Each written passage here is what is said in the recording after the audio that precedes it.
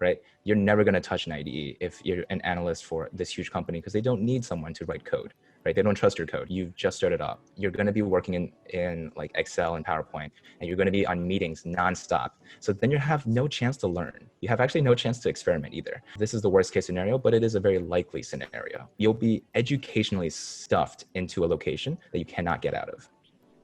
Interesting. What are you talking about? Hey guys, welcome back to the podcast. So we've got a really interesting guest this week. He is Andrew from Data Leap, and he's got this interesting little tagline called "Combines Comedy and Complex Concepts into Effective Education." Plus, he is a big fan of corgis. So what we're going to be rooting this conversation on today is talking about getting an analytics job at one of the big tech companies. So FAANG is the acronym. So this is not my world at all. So it's Facebook, Amazon, Netflix, or Google. Yes, and the reason we've added Apple to that, so now it's FAANG, I guess. There's two A's now. So I guess let's start with, you worked at University of Chicago in the career service space? That's right. So we call it the Career Advancement Office. I worked at the undergraduate level, and then I worked at the graduate level. Perfect. And you were helping people get placed in these big tech companies? Exactly. So everything from the ground up of learning how to get the right technical skills, to how to drop their resume in the right places, mold their resume into the right shape, and speaking at larger seminars where we connect alumni who are already placed in those technical spaces and connecting them with mentorships with current students.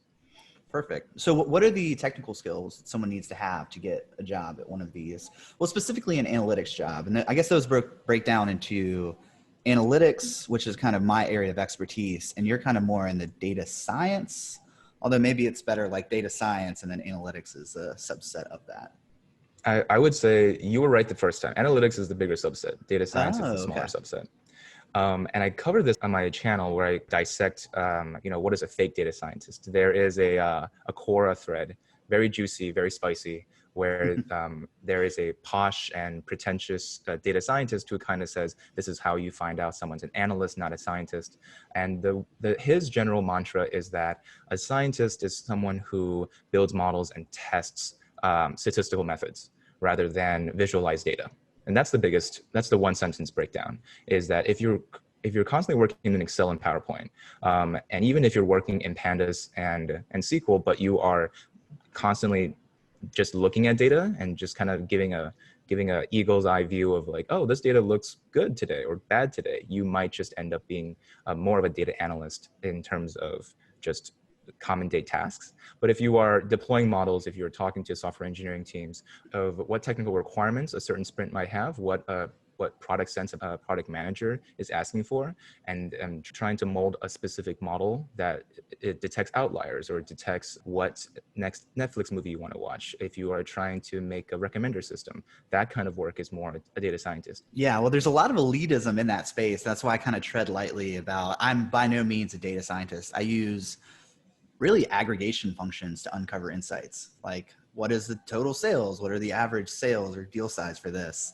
And then you can start to kind of slice in new dimensions to figure out and uncover insights that can help drive your strategy. I guess I'm more of like a management consultant that has a little bit of analytic skills, and that's kind of how I've built up my consultancy. That's a really good analogy, actually. Management consultant with like data know-how. A good data analyst can ultimately leverage their strengths on their communication. A management consultant comes in and has to understand your business from the get-go. A data scientist might not have that soft skill. Mm-hmm. Yeah, I think it's, I was actually interviewing someone else who's kind of pretty established in like the Tableau space. And they were saying that the technical skills are somewhat secondary to understanding how to drive strategy, like understanding a specific side of the business. So if you have that, and then you interview for an analyst or, maybe a entry or intermediate level analyst role, they can teach you the technical skills. Like Tableau, you can learn within like a week.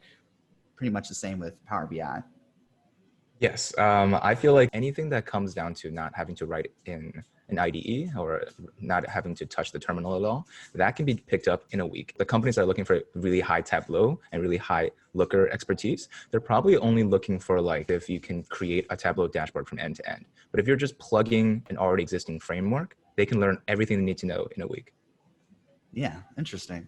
All right, so that kind of covers, well, I guess let's get back to that question. So what tech skills would you need to get one of those jobs in the FAANG companies? In FAANG, some data scientists actually end up being more of a business-related role, especially at Facebook, the beginning of FAANG, right? A Facebook data scientist is essentially a business data scientist. They're hardly ever like in the weeds, looking at production code, pushing models. They're mostly looking at what an analyst would look at. So taking into consideration that they need SQL, they would be looking at SQL mainly for aggregation, right? How many impressions CTR, how many impressions click-through rate for every specific product? Are we talking about for, ages blank to blank with who have this many connections? That's the kind of problems that they're mostly solving. If you want to get a research scientist role or a machine learning engineer role, those two roles are going to be a lot more technical. And most of the time, you're going to be solving abstract questions. Like when Alexa hears your voice, how does it know to authorize a command to do something that is more than just play music? Authorize a command that says, turn off my security system in my house, or start recording from the Nest camera, right? That kind of question has almost nothing to do with the user. It has everything to do with how the model and the security of the system works. To know that, you would have to have, at the very least, understanding of like advanced Python. So Python is not what a lot of FAANG companies run on, but in terms of like starting to develop, personally, my company is starting to move towards Python. So we're scrapping all of the code before and moving directly into Python. And I think that that's a trend for certain companies. If you want to run visualizations in the front end, then that can be run in Flask and Django, which is also Python. So a data scientist that knows those two could easily switch between front-end engineering or some sort of visualization engineering software. Okay, so you kind of laid out a spectrum there. So, well, you kind of rooted it in data science. So you have like the business data scientists who don't necessarily need that like super technical advanced. And by the way, I think that hyper, I don't know, specific technical knowledge is almost fetishized in this space. Like you're not real, you're not an actual whatever if you don't know how to write advanced code or understand machine learning or any of that stuff. So on one spectrum, you have kind of the business data scientists or analysts, and then the research, that's where kind of those, heavy artillery, if you want to go with that metaphor, that's where those big guns come out. Yeah. That's a great metaphor. So you're the king of metaphors. We're gonna have to have a metaphor off one day. Well, it's how I think. So it's like this is like this, and it actually is a really strong tool because it helps you kind of root down something concrete to explain, something that's not so concrete. All right, yes, so we've walked through the skills you need, kind of the spectrum. You mentioned networking. And I think that this is actually what you pay for when you go to one of these bigger name colleges. And maybe that's a debate that we can have, but you're essentially paying for the brand and you're paying for the network. Would you say, and correct, I guess push back on this. So when you're paying for like one of those Ivy League schools, you're paying for that network and it's much easier for those people to get those FAANG jobs. I would say that incentives is everything, right? So the incentive of the school is to connect to as many jobs that are the FAANG caliber as possible. That way they can then turn around and say, look how many people we've connected to FAANG companies. McKinsey's, BCG's, and Bangs of the world. That's where my school usually holds its pride. A lot of my school leverages the economics major, and then those people go off to become iBankers and management consultants. I actually didn't know a lot about tech, at least at my school, for a long time. So the incentives of the career advancement office, right? You might walk in and you start seeing people like completely different approach to you. The academic counselor is someone that wants you to like navigate this space, right? The best liberal arts education in both coasts. At the University of Chicago, we're the last remaining foundation of the liberal arts education in America. That's what the academic advancement office wants you to know. But the career advancement office just wants you to get the specific majors so that they can fulfill their incentive, which is connect you to as many jobs as possible. In that sense, if you spend a lot of time in the academic office, you might not even know that the value out there is connecting you to these high-paying jobs at incredible companies. But if you spend all your time at the Career Advancement Office, then you'll start to realize, hey, this isn't what was advertised at all. The Career Advancement Office has very little interaction with the admissions office. So it's all about incentives, right? I think that a lot of my value came out of spending time at the Career Advancement Office, but I certainly came into the school thinking I would get this like holistic human history and psychology and philosophy education. Interesting. Yeah, I think that the role of higher education is shifting. Like now it's almost like you have this liberal arts, you want to be a well-rounded human being, but now getting back to that economic signaling theory, you need a skill and you need to hit the ground running, because it's no longer just enough, a strong enough signal for you to say, oh, I went to this school, now give me a job. Because they're like, okay, well, that's not as valuable as someone over here who didn't go to quite as a prestigious school, but can do X, Y, and Z for me. That's right. I feel like you see here, like, and you see your colleagues, right? And then you can just ask people at these FAANG companies, where did you come from? A lot of these people will just say San Jose State, or, you know, like you'll get some Berkeleys now and then, but people like, by having proximity to these FAANG companies, you actually have the opportunity to land internships, because you're available for an in-person tomorrow. Especially in the pandemic now, I guess everyone has that opportunity. But something I started realizing was, it doesn't matter where it more matters that like you are hustling and you are like trying to make these connections, because they exist in every school. The larger the school, the margin of like very high caliber networking that you can do is even wider. At my school is a small school. We had maybe, gosh, I was a tour guide, so I should know this, but like less than 10,000 people in the entire school, graduate and undergraduate.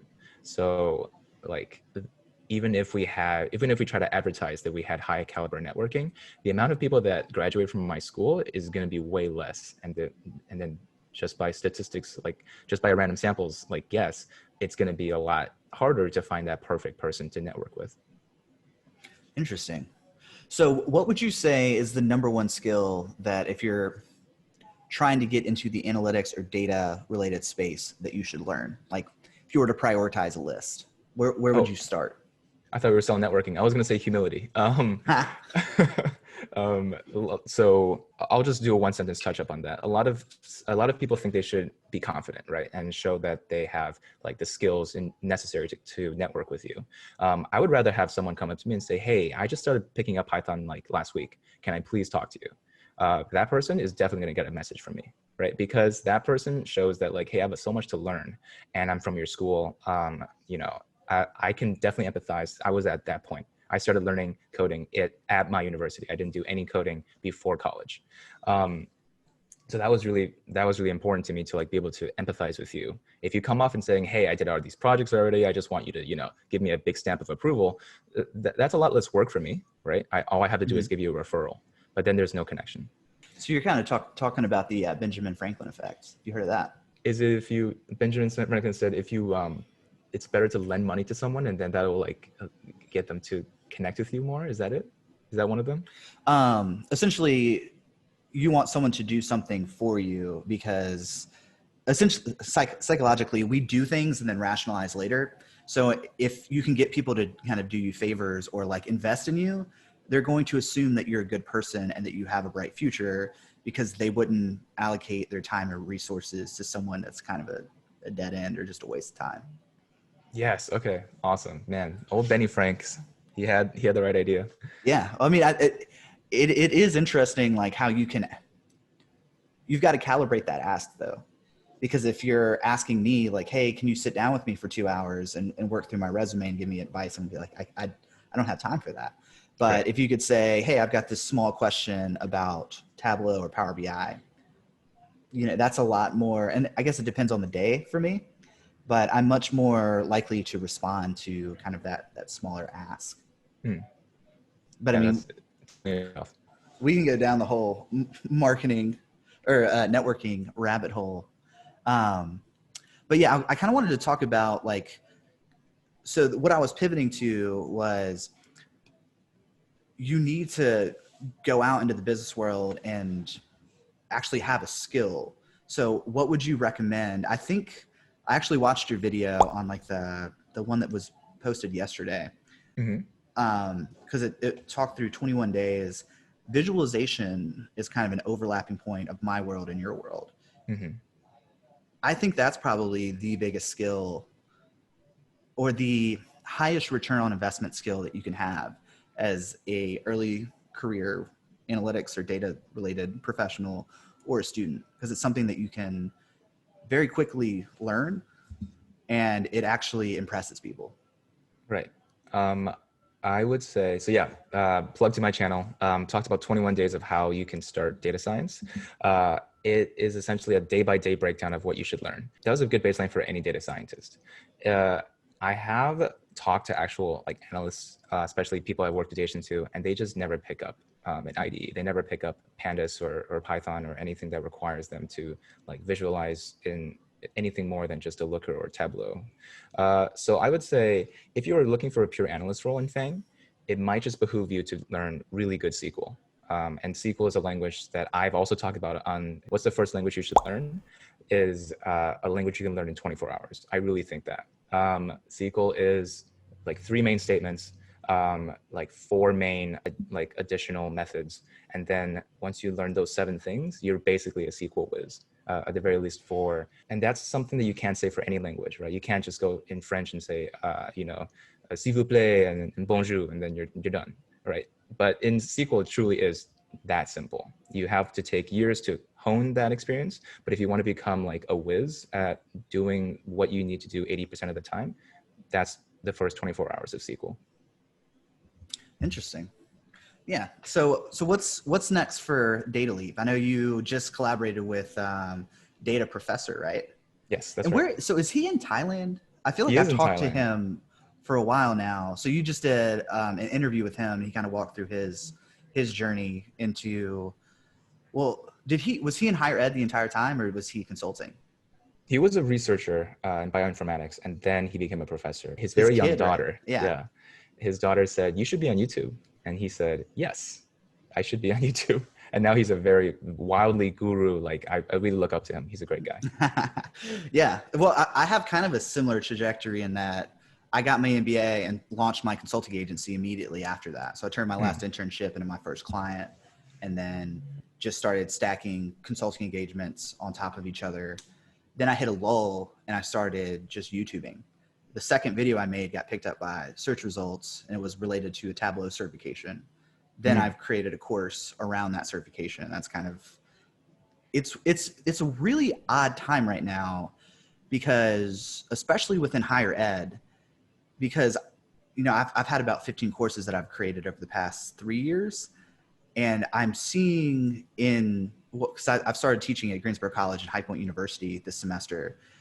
There is an interesting kind of reality clash between professors who have taught in the traditional lecture setting and they're having to actually create online learning modules. And it's fascinating to watch. It's almost like seeing evolution occur in real time. What is your area of expertise? So I am working full time. My area of expertise right now, I've traveled through a 100-person natural language processing startup. My expertise is in graduate school was speech tech. So understanding how Alexa speaks, understanding fricatives and vocalizations of how the human voice speaks to a model, and the model understands that as text. That somehow got me into a hedge fund, working with market sizing and in-housing a lot of different third-party data aggregations they needed to do. And then that brought me into Silicon Valley with a couple of different companies working in finance, fintech, and now like the crypto space. Oh, cool. Interesting. So it seems like now education is either astronomically expensive or essentially free, or there's like maybe it's $9.99 for a Udemy course. Right. Do you think that's going to even out eventually? Or do you think that there's just going to be like kind of a siphoning off of these skills are not taught by professors? Because it seems like a lot of, I don't know, maybe 95% of professors are not practicing. They're not actually in the field doing work with the skill set that they're teaching. I think objectively, and this goes back to your question of why do people go to school? Is it networking? Objectively, professors cannot teach this material better than someone sitting in front of their webcam. They are all the way in the middle of the room with dozens of people in like all the way in the back. There's no way they can teach to the room, right? They're going to have to scream and say, this is the concept some of you should learn, and then all of you will have to read it so that I don't have to teach the fine granular detail, right? In that case, you should just go to YouTube. And then YouTube is always going to be free. The least amount of money I think you could pay is an online certificate, right? Like an MOOC. For me, I feel like when you talked about evening out, I feel like there's always going to be the pretension. I'm about to release a video about how to spot a real data scientist, and it's the same spicy Quora data scientist who says a real data scientist has to have accredited degree in some sort of technical undergraduate major. If that person doesn't have it, then they're just not going to be able to solve the bigger problems here because they don't have the bedrock for solving analytical. The foundational knowledge to work through it.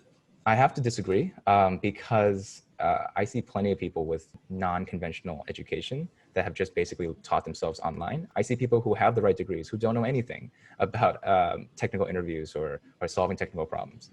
Is it going to even out? Yes, there's going to be one startup that's going to like figure out how to make it like $4.99. It's going to have the right clout and it's going to have the right education to put you in the same space as someone who spent $250,000 on their Ivy League degree. But as of right now, no one has figured it out, but that's maybe where data leap tech is going. Interesting. Well, I think that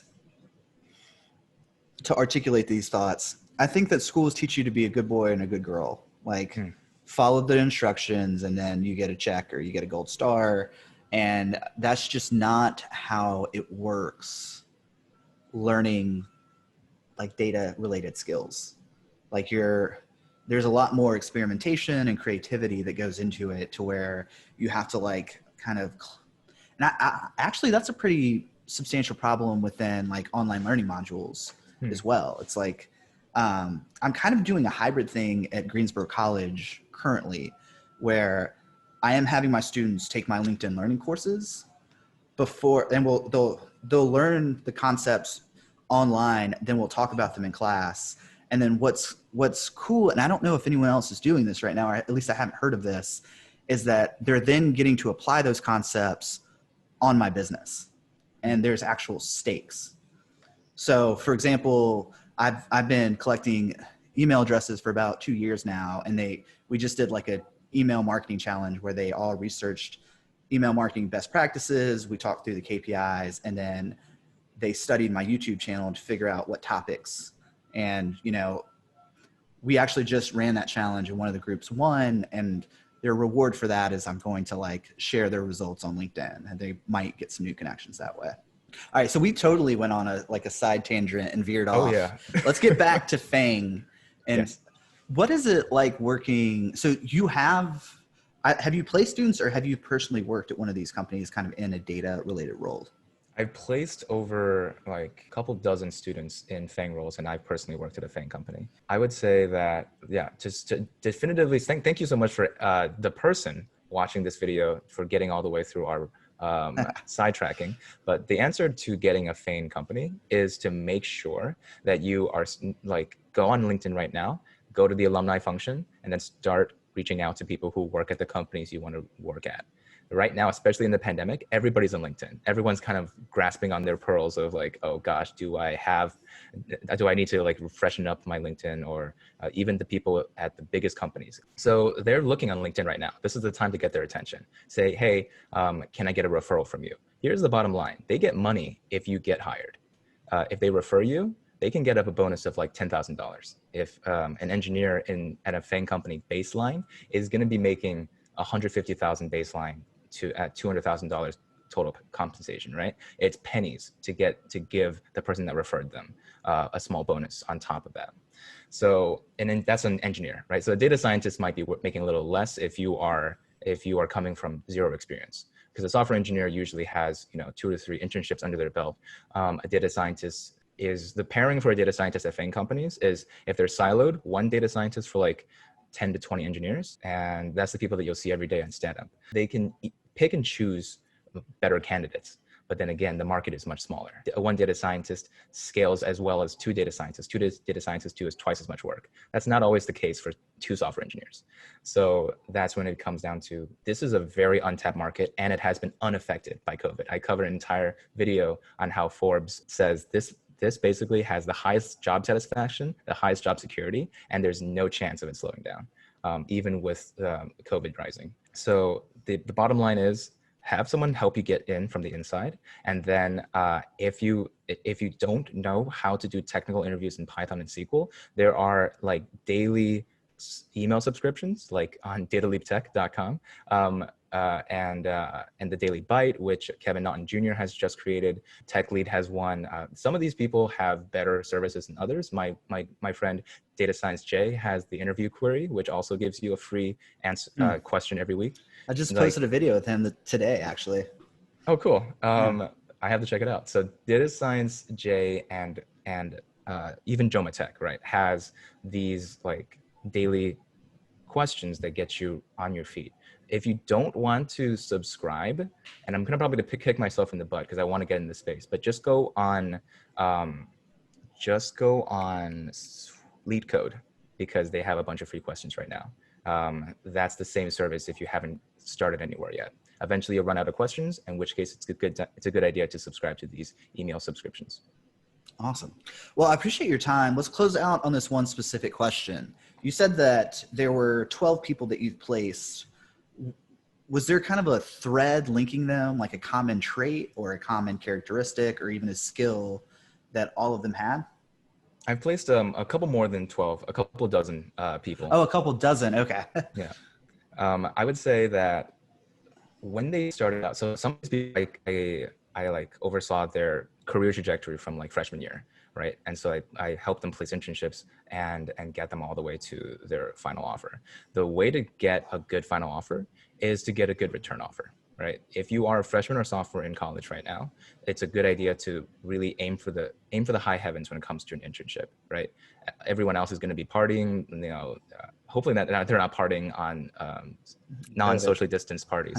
But if you have the ability to get connected into an internship and that internship is willing to teach you everything, then they want to give you a return offer. If you don't have a return offer and you're a junior or a senior, the best way to get that opportunity is to start dropping your resume at these easy apply LinkedIn functionalities. So that takes a lot less of your time. There's also a website called AngelList that's mostly for startups, but it will be able to then give you the right training to get a well-paying internship into a final offer when you graduate.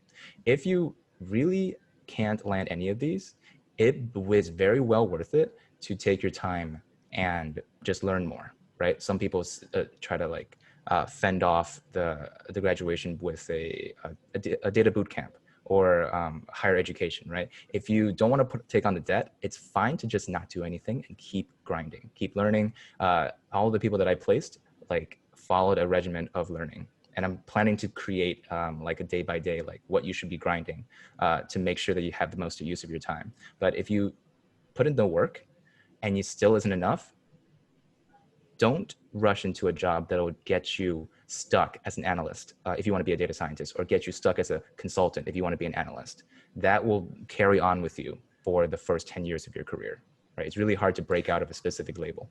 Okay, so you're saying that first move is very important in setting the trajectory for your career? Exactly, yes. If you get a data scientist job at a small company, that is an alley-oop for a data science job at a larger company. But if you get a data analyst job at a huge company that you might think is prestigious and great, I had an option to do that, that would have been a terrible mistake, because then I would only be a data analyst for larger companies. That's something that I wanted to move away from and become a data scientist instead.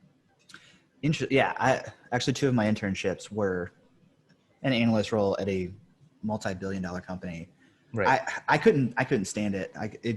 Which I guess that's another good point of your internships, even if they're a disaster, that actually is probably some of the best, most valuable experience I've had, because I know what I don't want. That's interesting that you brought that up. That you need. So what you're saying is that if you got a data science role at a smaller company, it could kind of lay the groundwork for you to get up into some of these bigger tech companies. Exactly. And just to, if you don't believe me, to rationalize it, when you go to a large company, they expect that you're only going to do one thing, like clean the cog on one part of the clock, right? You're never going to touch an IDE if you're an analyst for this huge company, because they don't need someone to write code, right? They don't trust your code. You've just started up. You're going to be working in like Excel and PowerPoint, and you're going to be on meetings nonstop. So then you have no chance to learn. You have actually no chance to experiment either. This is the worst case scenario, but it is a very likely scenario. You'll be educationally stuffed into a location that you cannot get out of. Interesting. That's some very valuable career advice. I feel like that's a good way to end this interview. Thank you so much. No problem.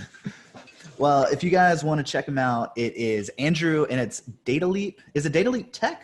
Because that's what Yes. The email is. Okay. The channel is YouTube/C/Data Leap Tech, but we'll pin a comment or put something in the description below. I'm still doing a resume giveaway. So on Data Professor's YouTube channel yesterday, I just released the top-notch Silicon Valley FAANG, like golden standard for resumes with bullet points of what you should be focusing on for any kind of experience you've had.